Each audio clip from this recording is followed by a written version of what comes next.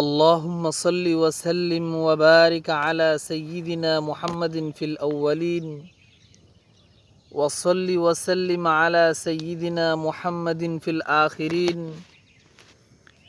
وصل وسلم على سيدنا محمد في كل وقت وحين